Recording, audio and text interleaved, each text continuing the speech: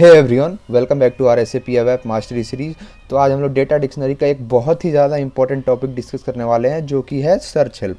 तो सबसे पहले ज़रा ये समझिए कि ये सर्च हेल्प है क्या और इसका हमारा यूज़ क्या आता है पर्टिकुलरली। तो अगर ज़रा नॉर्मली देखिए, किसी भी आप टेबल में जाते हैं, अगर कोई भी टेबल, हाँ स्टैंडर्ड टेबल ज़रा देखिए, अगर ये कोई स्टैंडर्ड टेबल है तो यहाँ पे जब भी हम लोग टेबल क्रिएट करते हैं तो इसके पास लिए हमारे पास बहुत सारे ऑप्शंस अवेलेबल होते हैं कि हम कि जो हमारा डिलीवरी क्लास है उसका क्या टाइप हो सकता है, या फिर अगर टेक्निकल सेटिंग में आप जाएंगे तो वहाँ भी आप देख सकते हैं कि डेटा क्लास क्या होगा, ये ऑप्शन देने का हमारे पास फीचर अवेलेबल है। साइज़ कैटेगरी क्या होना चाहिए, ये सब के लिए हमारे पास कुछ ना कुछ सर्च हेल्प अवेलेबल होता है, जिसको हम लोग वैल्यू हेल्प ही कहते हैं, क्योंकि इसके अंदर हमारे पास कुछ वैल्यूज़ आते हैं जिसका हम लोग पर्टिकुलरली यूज़ कर सकते हैं। फॉर एग्जांपल इस टेबल को मैं एग्जीक्यूट करता हूँ, अब इसके कंटेंट्स में जाता हूँ और यहाँ देखिए, यहाँ भी हमारे पास हर एक फील्ड के लिए एसएपी ने क्या किया है, एक पर्टिकुलर सर्च हेल्प डिज़ाइन किया हुआ है। जब इसमें मैं क्लिक करूँगा तो ये डेटाबेस से हर सारा डेटा उठा के लेके आएगा, जिसका हम लोग यूज़ करके पर्टिकुलर डेटा अपने टेबल से देख सकते हैं। फॉर एग्जांपल मैं पहला डेटा देखना चाहता हूँ, मैंने 1 प्रेस किया और एग्जीक्यूट बटन पे क्लिक कर दिया। थोड़ा सा टाइम लगेगा। ये देखिए पहला डेटा हमारा आ गया। तो इस तरह से हमारे पास क्या होता है, एसएपी के अंदर सर्च हेल्प अवेलेबल है, जिसका हम लोग use day to day life में कर रहे होते हैं। तो पर्पज़ इसका क्या है, डिस्प्ले करना डेटा। एक इनपुट फील्ड के लिए हम लोग क्या करेंगे, डेटा डिस्प्ले कर रहे होंगे। उसके अलावा जब भी हम लोग कोई टेबल क्रिएट करते हैं, अभी मैंने डिस्कस किया कि हमारे पास बहुत सारे सर्च हेल्प फीचर एसएपी की तरफ से अवेलेबल है, जिसका ईजिली हम लोग यूज़ करके क्या करते हैं, एक आसानी से टेबल अपना क्रिएट कर पाते हैं। तो कितने तरह के सर्च हेल्प होते हैं, पहला दो तरह के बेसिकली मेनली सर्च हेल्प होते हैं। पहला होता है एलिमेंट्री सर्च हेल्प और दूसरा होता है collective search help. Elementary search help होता है सिंगल सर्च हेल्प।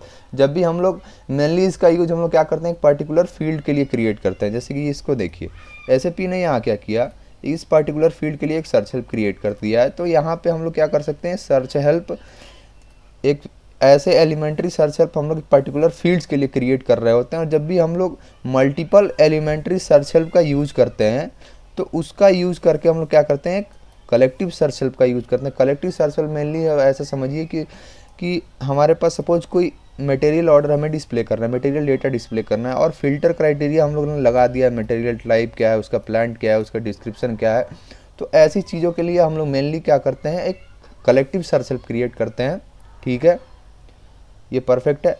तो दो तरह के सर्च हेल्प हो गए हमारे पास। पहला हो गया elementary search help. Elementary search help basically हम लोग एक पर्टिकुलर सिंगल फील्ड के लिए यूज कर रहे होते हैं, जिसका डेटा हम डिस्प्ले करके इनपुट दे के टेबल से डेटा डिस्प्ले कर पाए। कलेक्टिव सर्च हेल्प हम लोग बेसिकली क्या करते हैं, मल्टीपल एलिमेंट्री सर्च हेल्प का यूज करके collective elementary search help create कर रहे होते हैं। ठीक है, अब सर्च हेल्प एग्जैक्टली हम लोग कैसे क्रिएट करते हैं, आइए ये देखते हैं। तो पहले रिक्वायरमेंट ज़रा लेते हैं। हमने प्रीवियस कुछ पार्ट्स में देखा था कि हमारे पास एक टेबल है। सपोज मेरे पास ये एक टेबल है, और अगर मैं इसी कंटेंट्स टैब में जाता हूँ तो मैंने इस टेबल के लिए कोई भी डिस्प्ले नहीं दी। यहाँ ऑर्डर डेट के लिए आ रहा है, ये जनरल डिस्प्ले आ रहा है, मैंने नहीं कुछ प्रोवाइड करा हुआ है अभी।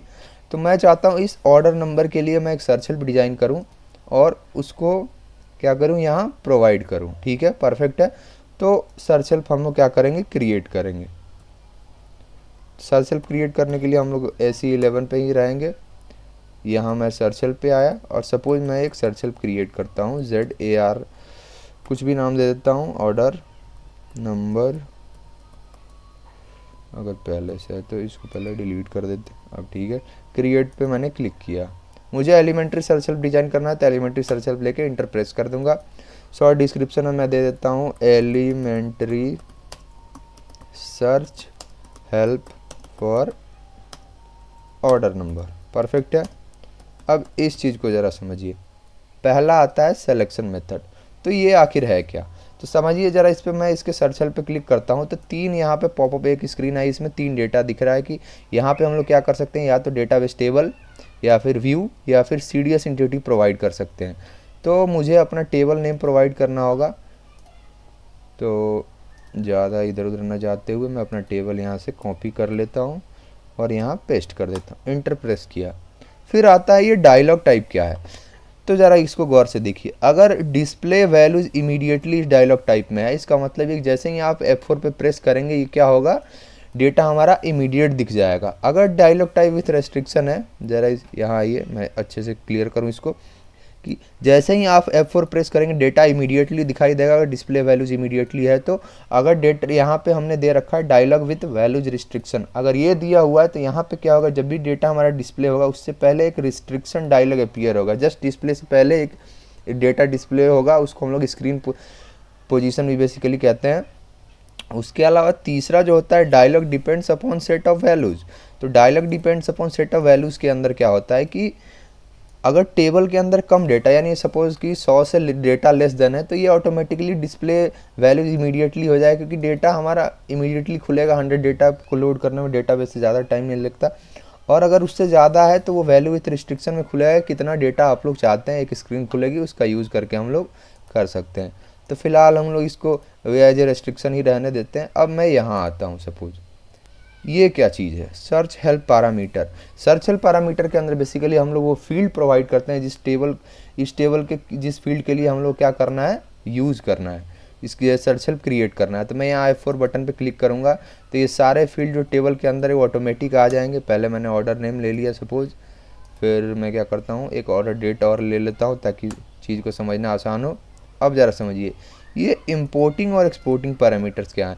बेसिकली इंपोर्टिंग एक्सपोर्टिंग पैरामीटर्स का हम लोग यूज़ करके क्या करेंगे, डेटा लाना और जाने का काम यहाँ प्रोबेबली होगा, इसका ज़्यादा कुछ यूज़ नहीं है।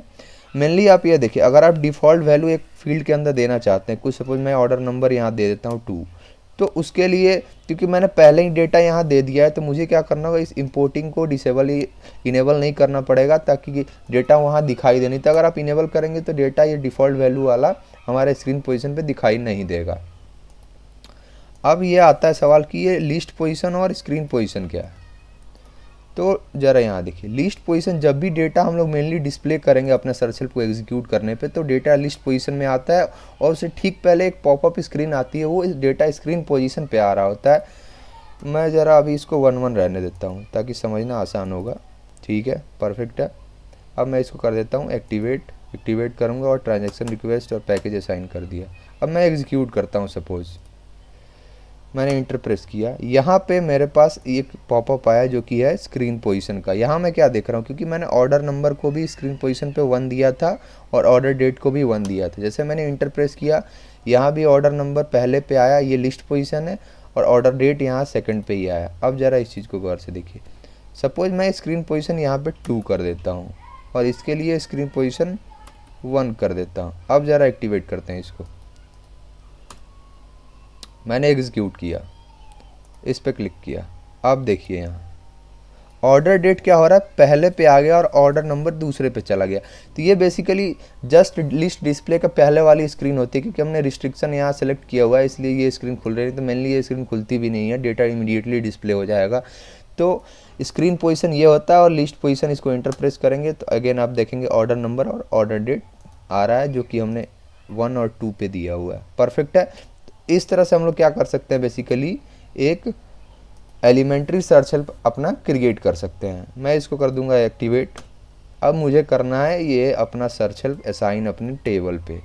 तो मैं SE11 में जाकर टेबल अपना चेंज मोड में खोलूँगा, इस ऑर्डर नंबर के को सेलेक्ट करूँगा बेसिकली, और यहाँ पे ये देखिए एक सर्च का ऑप्शन दिया हुआ है, इस पर मैं क्लिक करता हूँ तो immediate search help name provide करने के लिए ऑप्शन आ रहा है। मैं यहाँ क्या करूँगा, अपना search help name copy paste कर दूँगा और मैं कर दूँगा इंटर करते ही मेरा फील्ड नेम आ जाएगा। मैं कॉपी पे क्लिक करूँगा और search help order number was applied, मैं इसको कर दूँगा एक्टिवेट।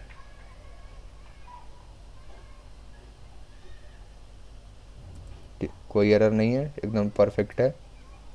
अब ज़रा इसके कंटेंट टैब पे जाइए, यहाँ देखिए ऑर्डर नंबर पे ऑटोमेटिक सर्च हेल्प आने लगा, क्योंकि हमने वहाँ पे अगेन यहाँ एक और चीज़ समझना ज़रूरी है, यहाँ हमने डायलॉग विथ वैल्यू रेस्ट्रिक्शन दिया इसलिए स्क्रीन टाइप अभी भी आ रहा है।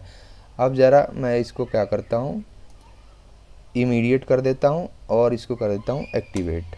अब देखिए इसको मैं चेंज मोड से ऑफ करता हूँ। अब यहाँ आया मैं, अब जैसे मैं इसको सर्च हेल्प क्रिएट किया सीधे मेरा डेटा आ गया। अब वो स्क्रीन पोजीशन वाली स्क्रीन गायब हो गई। तो इस तरह से आप क्या कर सकते हैं, परफेक्टली अपना डेटा यहाँ से डिस्प्ले कर सकते हैं, डेटा आ जाएगा। परफेक्ट है।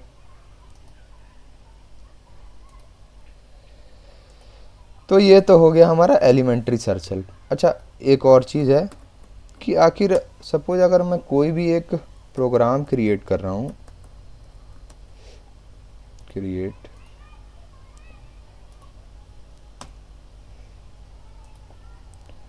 To understand the concept of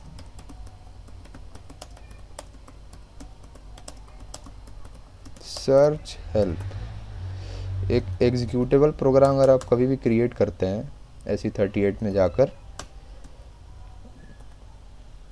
एक सेकंड ज़रा रिक्वायरमेंट ले ले पहले। हाँ, कभी भी आप एक SE38 में जाके अगर सर्च हेल्प क्रिएट करते हैं, यहाँ देखिए, कभी भी आप SE38 में जाके सपोज अगर कोई भी एक पैरामीटर, मैं सपोज अपने टेबल के लिए ही एक पैरामीटर लेता हूँ जो मैंने अभी अपना टेबल क्रिएट किया है, उसके ऑर्डर नंबर के लिए अगर मैं पैरामीटर ले लेता हूँ p ऑर्डर टाइप, इसे मैं कर देता हूँ एक्टिवेट। मैं गो टू में गया, टेक्स्ट एलिमेंट में जाकर पहले इसके लिए एक अच्छा सा नेम दे दूंगा, क्योंकि p ऑर्डर हमारा सिलेक्शन स्क्रीन में आता रहेगा। ऑर्डर नंबर परफेक्ट है एकदम। मैंने किया इसको एक्टिवेट और मैंने किया एग्जीक्यूट बटन पे क्लिक। यहाँ देखिए, यहाँ पे कोई सर्च हेल्प नहीं आ रहा, जबकि हमने क्या किया, अपने टेबल के लिए सर्च हेल्प असाइन कर दिया है। तो यहाँ पे हम लोग बेसिकली कैसे असाइन करते हैं, इस चीज़ को ज़रा देखिए। तो इसके करने के लिए हमें क्या करना होता है, हमें मैच कोड ऑब्जेक्ट, इस सिंटेक्स का बेसिकली यूज़ करना होगा। हाँ, मैच कोड ऑब्जेक्ट इस सिंटेक्स का यूज़ करना होगा और उस पार्टिकुलर सर्च हेल्प का नेम हमें यहाँ असाइन करना होगा। फॉर एग्जांपल मैंने क्या किया था, एक सर्च हेल्प क्रिएट किया था ये वाला। अब मैं यहाँ आऊँगा, लिखूँगा मैच कोड ऑब्जेक्ट, टाइप पे क्लिक कर दिया और कंट्रोल भी करके अपना यहाँ सर्च हेल्प का असाइन कर दिया। अब मैं इसको एक्टिवेट करता हूँ और इससे मैंने कर दिया एग्जीक्यूट। अब देखिए, पार्टिकुलर सर्च हेल्प से डेटा हमारा यहाँ आना शुरू हो गया। तो मेनली दो चीज़ें हमने अभी किया, एक particular elementary search help create कर लिया और दूसरा उसका कैसे हम लोग एक सिलेक्शन स्क्रीन पे उस सर्च हेल्प को असाइन कर सकते हैं, ये देख लिया। अब तीसरा सवाल आता है, हमने जब व्यू डिस्कस किया था, ये गया व्यू, तो मैंने क्या किया था, प्रोजेक्शन मेंटेनेंस हेल्प, ये रहा, मैंने एक हेल्प व्यू क्रिएट किया था, ठीक है। और इसके लिए मैंने क्या देखा था कि इसको मैं डिस्प्ले नहीं कर सकता हूँ, और मैंने उस समय आपसे बताया था कि इस हेल्प व्यू को अगर आपको यूज़ करना है तो आप क्या करेंगे, उसके लिए एक सर्च हेल्प के अंदर आप इसका यूज़ कर सकते हैं। तो आखिर हम लोग सर्च हेल्प के अंदर इसका यूज़ कैसे करेंगे, ये आइए ज़रा समझने की कोशिश करते हैं। SE11 पे जाता हूँ, अगर मैं यहाँ देखता हूँ व्यू ही नेम दे देता हूँ, ZAR व्यू, क्रिएट पे क्लिक किया, elementary search help to understand the concept of search help using views. यहाँ देखिए, यहाँ जब मैंने F4 पे क्लिक किया था तो मैंने ये अभी डिस्कस किया था कि इसके अंदर टेबल्स, व्यूज़ और CDS तीनों हम लोग प्रोवाइड कर सकते हैं। तो व्यू को मैं यहाँ सिंपली अपने जो है उसको पेस्ट कर लूँगा, मेरा ये है ZAR help view, enter press करूँगा,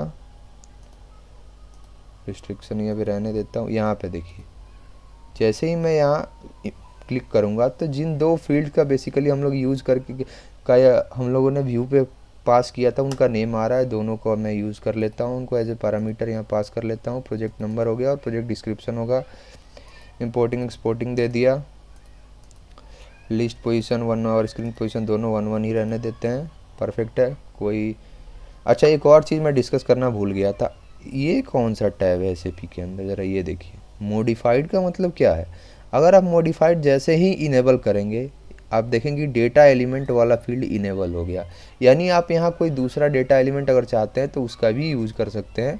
ये पर्टिकुलर ऑप्शन SAP हमें प्रोवाइड करता है यहाँ सर्च हेल्प क्रिएट करने के दौरान, ठीक है। अब मैंने इसको एक्टिवेट कर लिया,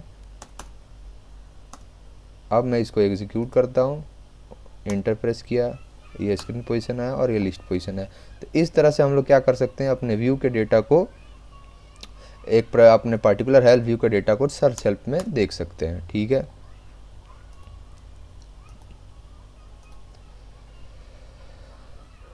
तो ये तो हो गया हमारा एलिमेंट्री सर्च हेल्प जिसको हमने क्रिएट किया, फिर उसको एक सिलेक्शन स्क्रीन के पैरामीटर में कैसे यूज कर सकते हैं वो देखा। उससे पहले हम लोग ने उसे एज ए टेबल के फील्ड पे पास किया कंटेंट्स टैब में जाके।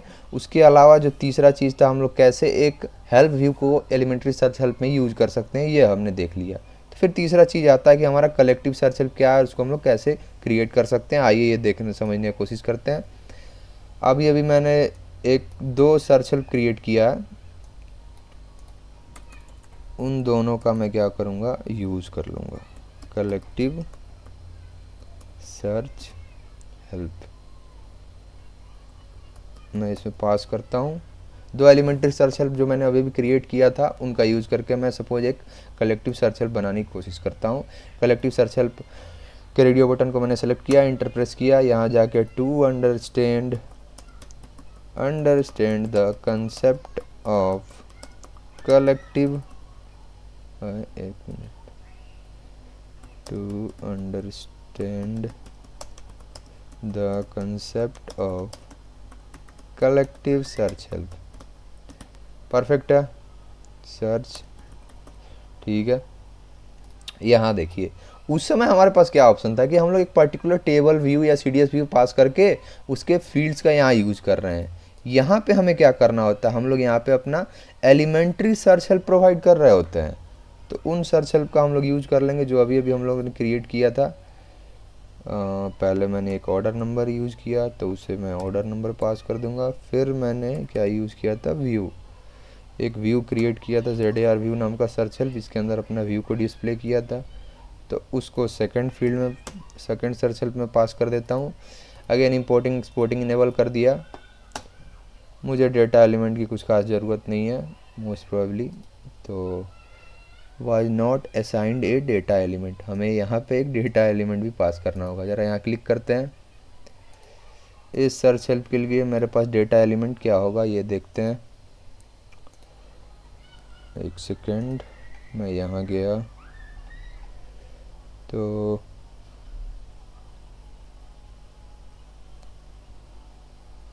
मुझसे कुछ मिस्टेक हो गया क्या,